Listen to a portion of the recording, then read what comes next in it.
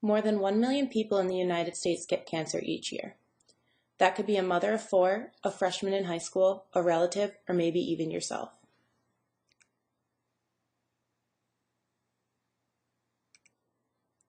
Cancer begins when abnormal cells in our bodies grow out of control. These cells divide and grow just like any other cells in our body. If these cells are abnormal, the cancer starts to grow. If the cancer goes undetected or untreated, serious illness and even death can occur.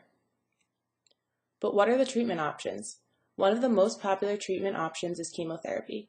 Chemotherapy is the use of strong drugs to treat cancer. Chemo is also used to keep the cancer from spreading.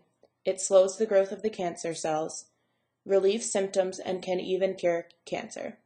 Chemo does this by attacking and killing the cancer cells. However, it can also affect normal cells in the body.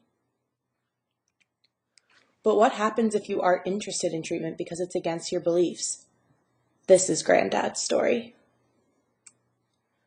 He was your average, tough love with a teddy bear inside, fun-loving grandfather. He worked his whole life to provide for his family of 4 kids and his faithful wife. At age 82, he is retired and enjoys his free time by reading, playing with his grandchildren, and keeping up with the latest news. 2 months ago, Granddad experienced cramps.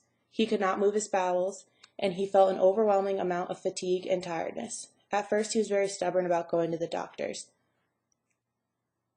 "Damn it, Charlene, why do you always have to get involved with those no-good doctors? Stay out of it," he refused.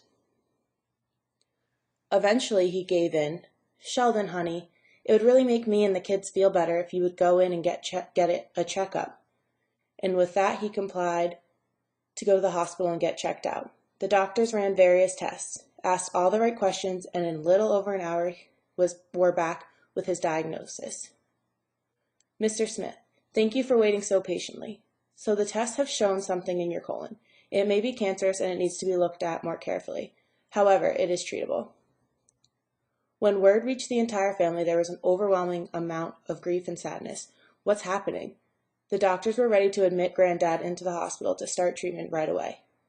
And our family was on the doctor's side. He needs the help. This could save his life. This is where the dilemma comes into play. If Granddad doesn't want the treatment, then no matter what we say or what the doctors say are going to change his mind. Granddad requested to go home to think. When the doctor called back the next day, "Good morning, Mrs. Smith. Is Mr. Smith in?" "Hi, Mr. Smith. How are you feeling today?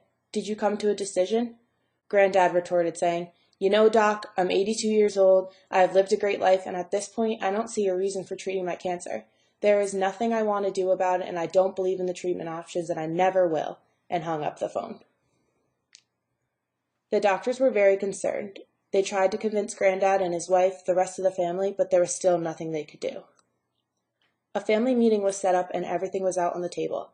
After hours of tears and concerns, we all knew there was nothing we could do. 3 months after speaking to the doctors, Granddad took a turn for the worse, expiring and leaving behind the life he knew. Sometimes treatment isn't for everyone. In this case, Granddad. He didn't believe in it since he had already lived the life he wanted to, seen the things he wanted to see, and did the things he wanted to do.